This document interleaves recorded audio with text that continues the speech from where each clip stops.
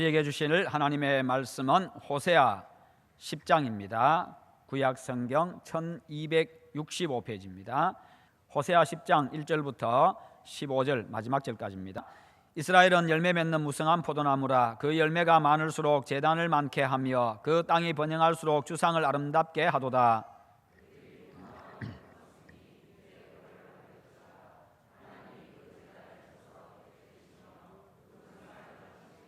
그들이 이제 이르기를 우리가 여호와를 두려워하지 아니하므로 우리에게 왕이 없거니와 왕이 우리를 위하여 무엇을 하리요 하리로다.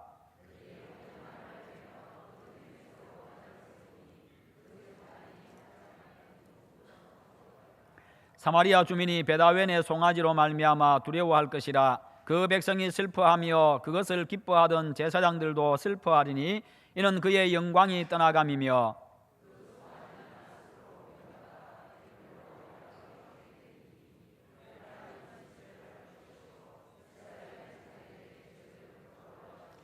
사마리아 왕은 물 위에 있는 거품같이 멸망할 것이며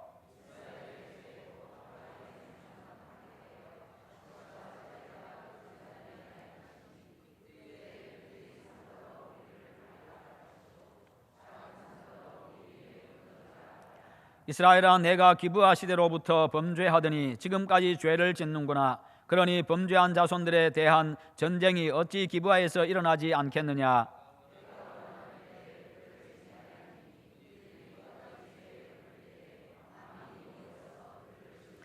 에브라임은 마치 길들인 암소 같아서 곡식 밟기를 좋아하나 내가 그의 아름다운 목에 멍에를 메우고 에브라임 위에 사람을 태우리니 유다가 밭을 갈고 야곱이 흙덩이를 깨뜨리리라.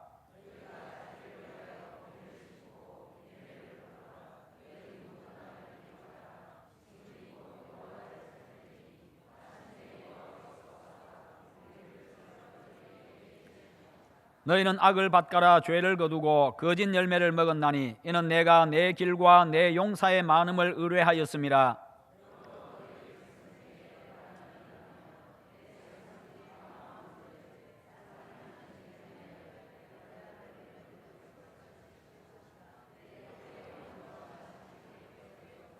함께 봅니다. 너희의 큰 악으로 말미암아 베델이 이같이 너희에게 행하리니 이스라엘 왕이 새벽에 정령 망하리로다. 아멘.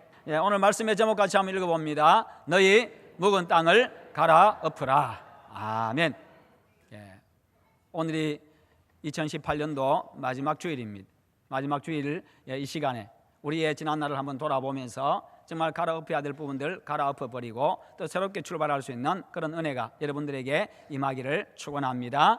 오늘 하나님께서 이 시간에 친히 역사하셔서 여러분의 모든 마음밭을 만져주시기를 바랍니다. 여러분들 혹시 어르신들 가운데 쟁기질 해보신 적이 있으십니까? 쟁기 아시지요? 이제 밭 가는 도구입니다. 논을 가든지 밭을 가든지 도구입니다. 거기에 소를 매가지고 소가 앞에서 끌고 밭을 이제 갑니다. 농사를 짓기 위해서 밭을 그렇게 갈아엎습니다. 그리고 굵은 흙덩이는 흙을 깨가지고 그렇게 농사 지을 수 있도록 만들어가는 겁니다. 요즘에는 경운기가 하기도 하고 경운기에다가 그 도구를 달아가지고 그것을 로타리라고 하죠, 그죠? 그렇게 하기도 하고 트랙터를 가지고 하기도 하고 그렇게 합니다. 갈아엎는다는 것은요, 새롭게 한다는 뜻입니다. 농사 잘 되게 하기 위함이지요. 농사가 잘 되게 한다는 것은 좋은 곡식을 많이 거두겠다는 그런 의미입니다. 그래서 해마다 쟁기질을 해가지고 땅을 갈아엎습니다. 갈아엎는 일은 결코 쉬운 일이 아닙니다. 힘들지만은 거기에는 소망이 있고 기대가 있습니다. 우리의 마음과 생각과 우리의 인격 그리고 우리의 습관, 우리의 행동에도 쟁기질이 필요합니다. 나를 갈아엎을 수 있는 쟁기는 바로 하나님의 말씀입니다. 사람이요 변화되어지는 것은 다른 것으로 바뀌는 것이 아니라 하나님의 말씀이 임하고 하나님의 말씀이 내 마음에 역사할 때에 하나님의 말씀이 내 속에 이게 박힐 때에 바로 그 말씀을 통해서 내가 완전히 새롭게 변화되는 것입니다. 하나님의 말씀은 우리의 심령과 골수를 찔러 쪼개기까지 하는 살아있는 말씀이기 때문입니다. 하나님의 말씀의 쟁기를 나에게 갖다 댈 때에 나를 완전히 갈아엎을 수가 있습니다. 오늘 성경에서 하나님은요, 이스라엘 백성들을 향해 가지고 너희 묵은 땅을 기경하라, 너희 묵은 땅을 갈아엎으라 그렇게 말씀합니다. 너희 마음을 갈아엎으라는 것입니다. 내 마음을 쟁기질해 가지고 갈아엎는 것이 결코 쉬운 게 아닙니다. 그것은 대수술하는 것과도 같은 겁니다. 많이 힘듭니다. 많이 아플 수도 있습니다. 그러나 거기에는 새로운 사람과 새로운 삶에 대한 소망이 있고 기대가 있습니다. 그러기에 힘들고 아픈 것과는 비교할 수 없는 가치가 있는 것입니다. 그러기에 힘들고 아픈 것과는 비교할 수 없는 가치를, 그것을 위해서 우리가 아픔을 참고 인내하면서 갈아엎는 겁니다. 그러므로 이 시간이 자신을 갈아엎을 수 있는 그런 큰 결단의 시간이 될 수 있기를 축원합니다.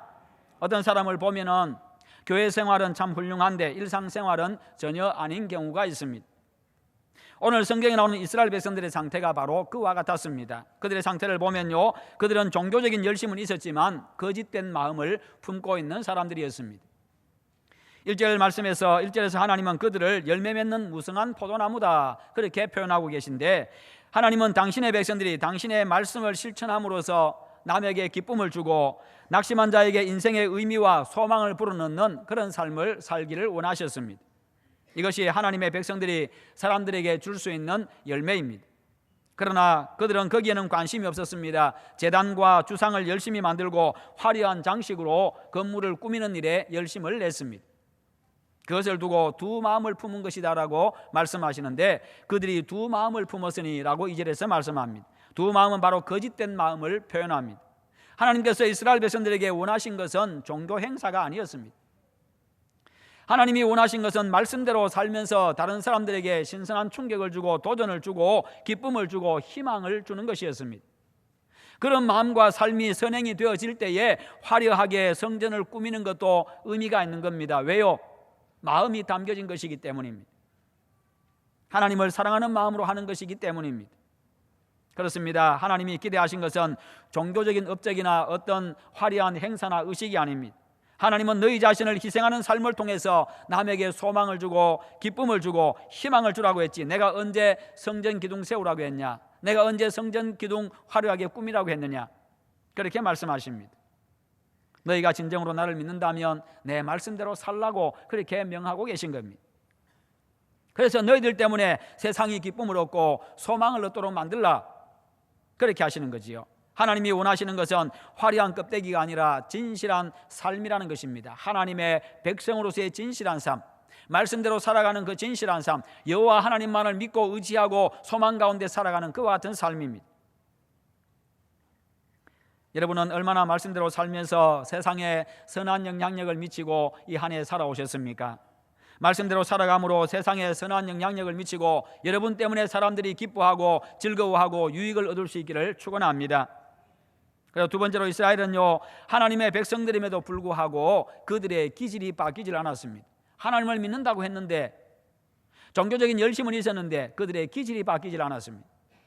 이스라엘 백성들이 참으로 하나님의 말씀, 하나님 앞에서 말씀을 들었다고 한다면, 매일 선포되는 그 말씀을 하나님 앞에서 그들이 들었다고 한다면, 여러분, 듣는다고 하는 것이 무슨 말입니까? 내가 부모님의 말씀을 듣는다, 내가 하나님의 말씀을 듣는다, 이 의미가 무엇이겠습니까?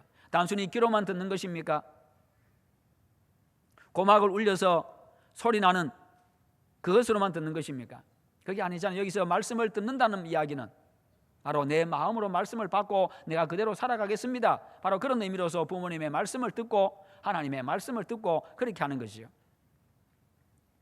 이스라엘 백성들이 참으로 하나님 앞에서 말씀을 들었다면, 그들이 정말로 은혜 받은 자들이었다고 한다면 그들의 기질이 바뀌었을 겁니다. 그러나 그들은 얼마나 자존심이 센지 아무도 건드릴 수 없는 그런 존재가 되고 말았습니다. 그런 기질들은요, 자신을 보호하고 다스리고 하나님의 말씀으로 죄를 지적하고 하나님께로 인도하는 왕을 필요 없다고 죽이는 그런 큰 죄까지 범하게 만들었습니다. 하나님이 원하시는 것은 악한 기질을 갈아엎어버리는 것입니다. 하나님의 말씀으로 내 기질이 바뀌고 아름답게 변화될 수 있기를 축원합니다. 오늘 본문에서 하나님의 율법을 멍에로 표현하고 있는데요, 하나님의 율법을 멍에로 표현하고 있습니다. 율법의 멍에는 애굽의 노예 생활에 비교하면 너무나도 가벼운 거였습니다. 여기서 말씀하는 율법의 멍에는 바로 이웃을 사랑하는 멍에입니다. 이웃을 사랑하는 것. 그러나 그들은요, 이웃을 사랑하는 그 멍에가 너무 무겁다고, 이웃을 사랑하는 그 멍에가 너무 무겁다고 불평을 합니다. 그런 그들에게 하나님은 그러면 너희들은 이제 애굽의 노예 생활로 돌아가야 된다 그렇게 말씀하는데, 이웃을 사랑하는 멍에가 무겁다고 한다면, 그것을 하지 못한다고 한다면 너희들은 애굽의 노예 생활로 돌아가야 된다. 다시 말해서 너희들은 너희들의 죄의 노예로 살아가며 너희들은 망하게 될 것이다, 그런 의미입니다. 11절에 보니까 에브라임은 마치 길들인 암소 같아서 곡식 밟기를 좋아하나 내가 그의 아름다운 목에 멍에를 메우고 에브라임 위에 사람을 태우리니 유다가 밭을 갈고 야곱이 흙덩이를 깨뜨리리라. 이스라엘은 농사짓는 사회이기 때문에요, 호세아는 이렇게 농사 비유를 많이 들고 있습니다. 그들은 암소를 두 가지 방식으로 다루는데, 먼저 길들여진 암소는요, 곡식을 밟아서 추수하는 일을 시킵니다. 곡식을 밟아서 추수하는 일, 그러니까 그것은 그냥 밟고 돌아다니면 되니까 그냥 쉬면서 놀면서 할 수 있는 겁니다. 거기다가 곡식을 밟는 그 소에게는요, 멍에를 씌우지를 않습니다. 앞에 이거 입을 가리지를 않습니다. 먹어가면서 마음껏 먹어가면서 그렇게 할 수 있어. 놀면서 먹어가면서 그렇게 할 수 있습니다. 길들여진 암소는 그렇게 했습니다. 길들여지지 않은 암소는요, 가장 힘든 밭을 갈고 그 다음에 흙덩이를 부수는 일을 했습니다. 그것조차도 안 되는 암소는요, 사람이 그 위에 올라타 가지고 일을 시킵니다. 가장 힘들지요. 완전히 노예 일입니다. 사람까지 올라탔습니다. 밭을 갈아야 됩니다. 흙덩이를 부숴야 됩니다. 원래 이스라엘 백성들은 애굽에서 이런 노예와 같은 삶을 살았습니다. 그런데 하나님께서 이런 애굽의 멍에를 깨뜨리시고 아름다운 율법의 멍에, 곧 다른 사람을 사랑하는 고상한 멍에를 그들에게 씌우셨습니다. 그런데 만약 이것이 싫다면 다시 노예 생활로 돌아가야 된다, 그렇게 말씀합니다. 성도 여러분, 복음은 자유만이 아니라 동시에 멍에를 매는 것입니다. 모든 것을 다 할 수 있지만 사랑 때문에 자기 마음대로 다 하지 않는 것, 이것이 복음이 우리에게 지워준 아름다운 멍에인 것입니다. 우리가 하고 싶은 것이 많지만 사랑 때문에, 다른 영혼에 대한 거룩한 부담감 때문에 절제할 때 하나님께서 그를 귀하게 대접해 주시는 것입니다. 하나님의 백성들의 삶은 아름답고 거룩한 것을 위해서 멍에를 매는 삶입니다. 다른 사람의 행복을 위해서 자기의 욕망과 기질을 절제하는 것입니다. 그렇게 하지 않을 때 하나님은 그들의 자유를 거두어 가시겠다, 지금 그렇게 말씀하십니다. 세상에 자기 마음대로 살고 싶지 않은 사람 어디 있겠습니까? 누구든지 다 자기 마음대로 하면서 살고 싶습니다. 세상에 하고 싶은 소리 참아가면서 살고 싶은 사람 어디 있겠습니까? 그냥 성질 나는 대로 그냥 기분에 따라서 하고 싶은 말 다 내뱉으면서 그냥 그렇게 살고 싶습니다. 그러나 그렇게 하지 않는 이유는 무엇이겠습니까? 그렇게 하지 않는 것이 곧 나를 복되게 하기 때문에 그렇습니다. 자신의 악한 기질과 욕심의 멍에를 씌워가지고 하나님과 다른 사람을 위해서 헌신함으로 하나님께서 귀하게 사용하시는 그런 은혜를 누리시기를 축원합니다. 그리고 이스라엘 백성들의 상태는요, 완고했습니다. 교만했습니다. 이스라엘의 고집은 베다웬에 있는 송아지만큼이나 완고했다라고 5절과 6절에서 말씀합니다. 사마리아 주민이 베다웬의 송아지로 말미암아 두려워할 것이라. 그 백성이 슬퍼하며 그것을 기뻐하던 제사장들도 슬퍼하리니 이는 그의 영광이 떠나감이며 그 송아지는 아수르로 옮겨다가 예물로 야렙 왕에게 드리리니 에브라임은 수치를 받을 것이요 이스라엘은 자기들의 계책을 부끄러워할 것이며. 이스라엘 백성들이 고집스럽게 붙들었던 신앙은 바로 베다웬의 송아지 신앙이었습니다. 여호와 하나님을 믿는다고 하는 하나님의 백성들임에도 불구하고요, 그들이 송아지 형상을 만들어 가지고 세워놓고 송아지 앞에 절을 합니다. 송아지를 섬기고 있습니다. 그런데 그 송아지 얼굴은요, 웃는 얼굴입니다. 환하게 웃는 송아지 얼굴을 만들고 그런 송아지를 만들어 가지고 세워놓고 그 앞에 절을 합니다. 그것을 섬기고 있습니다. 그들이 그 송아지를 좋아했던 이유가 무엇인가 하면 아무것도 간섭하지 않았기 때문입니다. 자기들이 만들어 놓은 송아지, 쇳덩어리에 불과한 그 송아지가 뭘 간섭하겠습니까? 아무것도 간섭하지 않았기 때문에 그 송아지를 좋아합니다. 송아지는 거기다가 항상 웃고 있습니다. 웃는 얼굴로 만들어 놨으니까 항상 웃고 있습니다. 악한 행동하고 찾아와도 웃고 있습니다. 웃는 얼굴로 맞이해 줍니다. 무슨 짓을 하고 왔든지 오면 항상 웃고 있습니다. 남을 괴롭히고 남의 것을 빼앗고 그렇게 도둑질하고 와서도 항상 그렇게 와도 송아지는 웃고 있습니다. 그러나 하나님은요, 그들이 그 송아지 때문에 부끄럽게 될 것이다, 그렇게 말씀합니다. 송아지 형상의 문제가 무엇입니까? 사태의 심각성을 모르는 것입니다. 그냥 새겨놓은 모습 그대로 항상 웃고만 있습니다. 위기에도 그냥 가만히 있습니다. 아무것도 말하지 않습니다. 아무것도 행동하지 못합니다. 결국 이 송아지는 아수르의 야렙 왕에게 예물로 바쳐지게 됩니다. 아수르의 야렙 왕은 깡패 왕이라고 불려졌습니다. 그 악한 왕에게 결국에는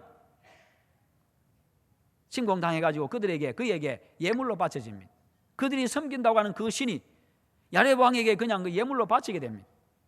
그들이 이 송아지를 진짜로 믿었는데, 그들의 모든 것이었는데 결정적인 순간에 보니까 쇳덩어리에 불과했던 것입니다. 이스라엘은 자신들의 그 무능한 신을 보면서 극도의 부끄러움을 느낍니다. 거기다가 그들은요, 하나님의 심판으로 멸망하게 될 것을 그들이 알았습니다.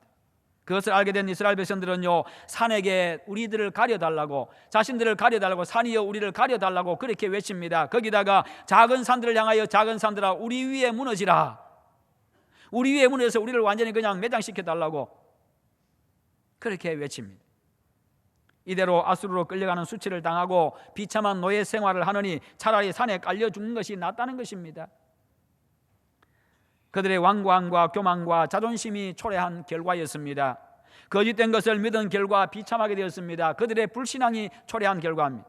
우상 숭배자들, 미신을 따르는 자들, 하나님보다 사람의 말과 자기 생각을 믿는 자들은 결국 무섭고 수치스러운 그런 심판을 초래하게 됩니다. 성도 여러분, 신앙은요, 자기 기질이 아닙니다. 신앙은 내 기질이 아닙니다. 신앙은 내 확신도 아닙니다. 신앙은요, 인간 속에 있는 종교적인 본능도 아닙니다. 신앙은 한때 뜨겁게 감동받았던 그 감동도 아닙니다. 참신앙은 하나님이 살아계시고 하나님만이 참신이시고 그분의 말씀에 따라 살아가는 것, 그분이 나에게 말씀하시고 내가 그분의 말씀을 듣고 말씀대로 살아가는 것, 이것이 바로 참신앙입니다. 그런 참신앙의 사람 되시기를 축원합니다.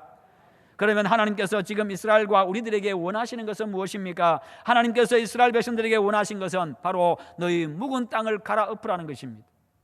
너희 묵은 땅을 기경하라. 아직까지 한 번도 쟁기질을 하지 않아가지고 아는 그런 단단한 그 마음의 땅을 갈아엎어라. 그러면 열매 맺을 수 있도록 내가 비를 내려주겠다. 그리고 하나님이 참신이신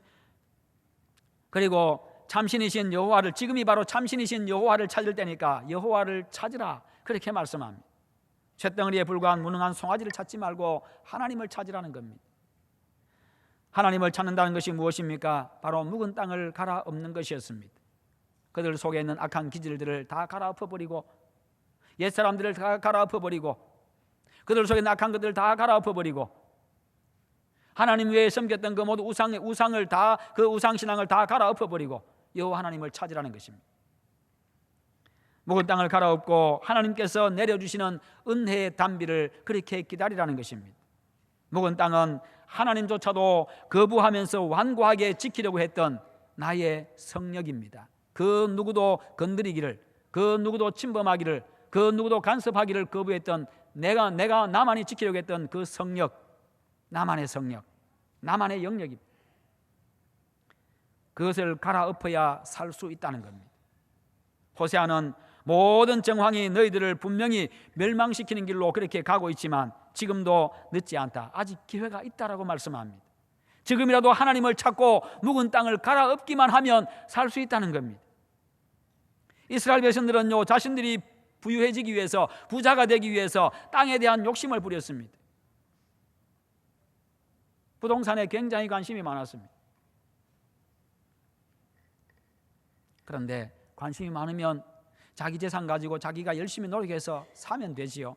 그렇게 취하면 됩니다.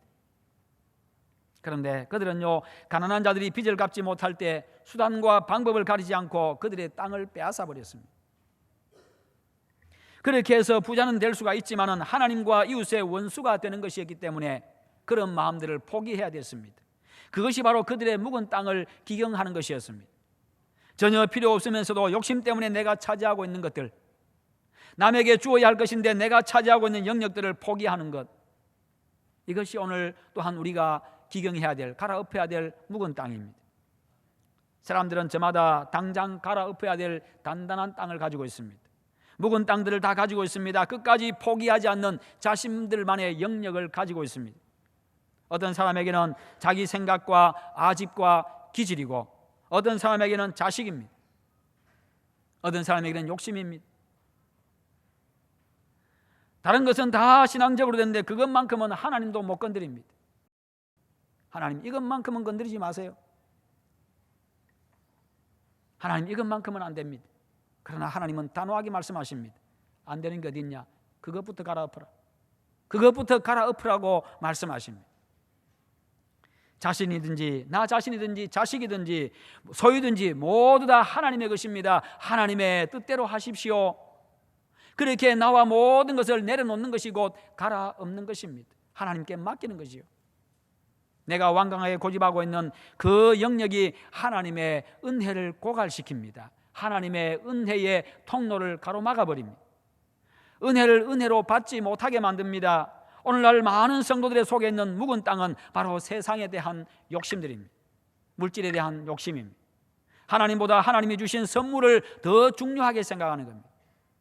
아버지가 자식에게 선물을 줬습니다. 그런데 자식은요, 선물에만 관심이 있고 선물만 사랑하고 아버지는 안중에도 없습니다.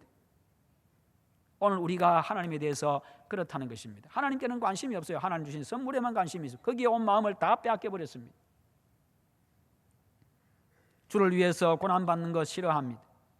사랑받고 위로받고 섬김받는 데는 익숙한데 사랑하고 위로하고 섬기는 것은 싫어하는 것들, 죄에 대해서 책망 듣기는 싫어하고 듣기 좋은 소리와 아첨에 익숙한 것들, 이것이 오늘 우리의 우상이요 교만이요 내가 오늘 갈아엎어야 될 나의 묵은 땅입니다.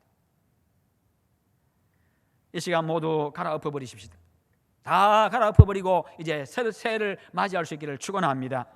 그러면 새해 여러분의 인생에 하나님의 은혜의 빗줄기가 여러분의 인생 가운데 쏟아질 것입니다. 그 은혜의 빗줄기 속에 여러분들 흠뻑 젖는 그런 인생이 풍성한 인생이 될 것입니다. 12절 하반절에 마침내 여호와께서 오사 공의를 비처럼 너희에게 내리시리라. 하나님께서 내 인생 밭에 좋은 것을 심어주시겠다고 약속하고 있습니다. 내가 갈아엎어버리기만 하면, 내가 포기하기만 하면, 내가 변화되기만 하면 하나님이 그곳에 좋은 씨를 심어주시겠다. 내 인생 그렇게 아름답게 해주시겠다고, 복된 인생 되게 해주시겠다고 약속해주고 있는 것입니다. 이스라엘을 떠나셨던 여호와께서 다시 찾아오시겠다고 그렇게 또 약속까지 하십니다. 마침내 여호와께서 오사. 다시 말했어요. 지금 하나님이 떠나셨다 그 말입니다. 악한 그들에게서 하나님이 떠나셨다는 거예요. 그러나 너희들이 그것을 다 포기하고 마음밭을 갈아엎어버릴 때에 하나님께서 다시 찾아오실 것이고, 하나님께서 그들의 밭에 그들의 인생 가운데 좋은 씨를 뿌려주시고 좋은 열매 거두게 하시고 복 있는 인생, 그런 소망 있는 인생 되게 해주시겠다는 겁니다. 중요한 것은 바로 나의 변화입니다. 내가 변하는 겁니다. 하나님께서 찾아오실 뿐만 아니라 영광을 회복시켜 주시고 공의를 비같이 내려주시겠다고 하십니다. 너희 내 마음의 묵은 땅을 완전히 갈아엎어서 하나님께서 내 인생에 찾아오시는 그런 은혜를 날마다 누리시기를 축원합니다. 내 인생에 찾아오신 하나님께서 내려주시는 그 의의 빗줄기에 날마다 흠뻑 젖으시기를 축원합니다. 내가 묵은 땅을 기경하면요, 손해보는 것도 있습니다. 잃어버리는 것도 있습니다. 그러나 그 결과는 폭포수 같은 은혜와 성령의 능력입니다. 하나님은 은혜 받을 자에게 은혜 주십니다. 하나님은 복 주실 자에게 복 주십니다.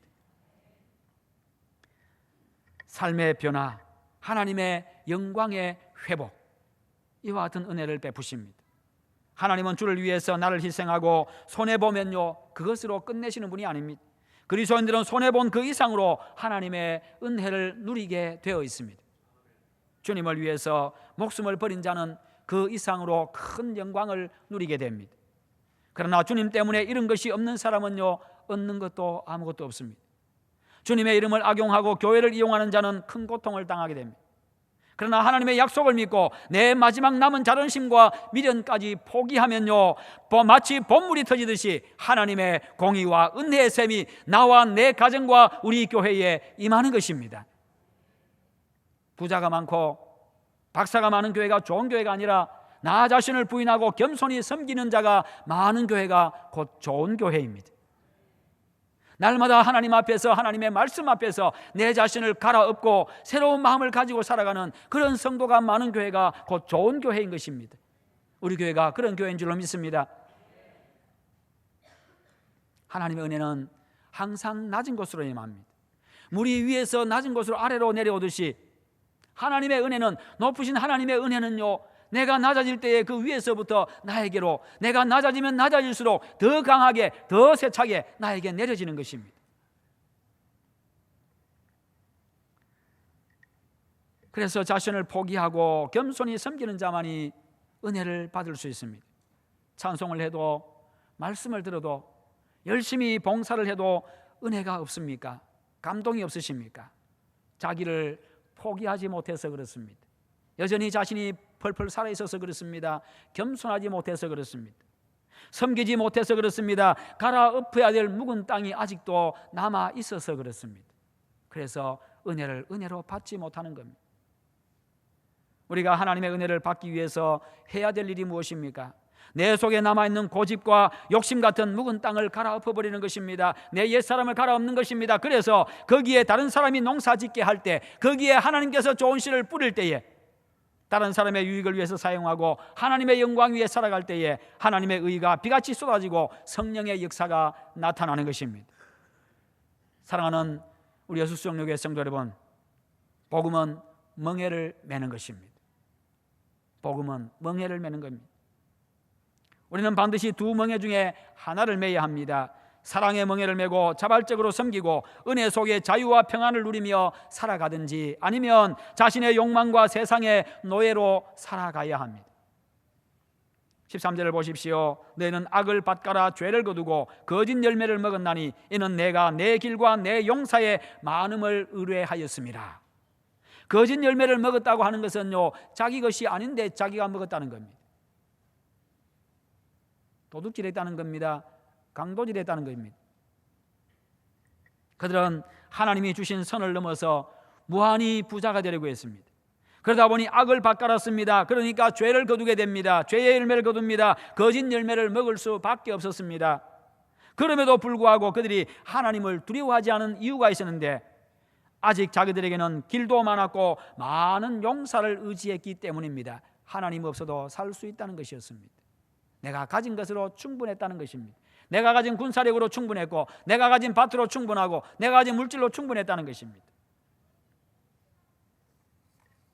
그래서 그들은 악을 밭갈고 죄를 거두는 생활을 계속 반복했습니다. 중심이 변하지 않은 종교적인 열심은요, 결국 자기를 속이는 것입니다. 그 열심으로 신앙이 좋은 척 할 수는 있지만 하나님은 절대로 속일 수가 없습니다. 언제나 겸손한 위치에서 내 자유와 권리를 다른 사람과 나눌 수 있기를 축원합니다. 나 혼자 쓰기에는 너무나도 아까운 인생입니다. 나 혼자 쓰기에는 너무나도 아까운 시간들입니다. 나는 부족하고, 나는 어리석어 가지고 목자가 필요한 존재임을 또한 늘 인식하며 살아가십시오. 나에게는 목자가 필요합니다. 그 목자는 유일한 우리 하나님이십니다. 그리고 목자이신 하나님을 의지하고 하나님의 인도 따라 살아가시기를 축원합니다. 그러면 반드시 여러분의 인생 가운데 푸른 초장이 펼쳐지고 쉴만한 물가가 나타날 것입니다. 또한 우리에게는 사람도 필요합니다. 내 남편, 내 아내, 내 부모, 형제, 그리고 내가 살아가는 이웃들, 직장의 상관들, 그리고 직장의 부하 직원들, 그런 사람들을 무시하고 하나님께 나아갈 수는 없습니다. 사람을 무시하고 하나님을 만날 수는 없습니다. 성도는 인정할 것은 인정하고 사람으로서 해야 될 도리를 다 해야 합니다. 신앙은 생활이기 때문입니다. 신앙은 관계이기 때문입니다. 신앙은 하나님과의 관계요, 신앙은 사람과의 관계입니다. 그래서 그 관계를 회복하는 것이 바로 신앙입니다. 그래서 믿음은요, 항상 일상생활과 연결이 되어야 합니다. 그런 자가 참 믿음의 사람이고 진정으로 은혜 받은 사람입니다. 성도 여러분, 우리들 안에는 아직 포기하지 못한 완강한 묵은 땅이 있습니다. 그것이 은혜의 통로를 틀어막고 하나님의 역사를 가로막고 내 신앙 성장을 방해하고 있습니다. 그것들을 포기하고 갈아엎어버릴 때에 곧 머리 위에서 의의 홍수가 쏟아져서 나를 덮게 해줍니다. 그로 말미암아 나 자신과 가정과 교회와 사회가 회복되고 바로 세워지는 그런 역사가 일어나는 것입니다. 우리 마음속에, 지금 내 마음속에 있는 거짓과 미움과 시기와 질투와 다툼과 분열, 나쁜 습관과 행동들, 그리고 고정관념과 고집들, 외식과 율법적인 신앙 뿐만 아니라 부정적인 마음들, 그 사고방식들, 불평하는 마음, 불만하는 그 마음들, 그런 묵은 땅들을 다 이 시간 갈아엎어 버리십시오. 올해가 지나가기 전에 다 갈아엎고 새해를 맞이하십시오. 하나님보다 더 사랑하고 의지하는 모든 우상을 버리고 유일한 참신이신 여호와 신앙을 회복할 수 있기를 축원합니다.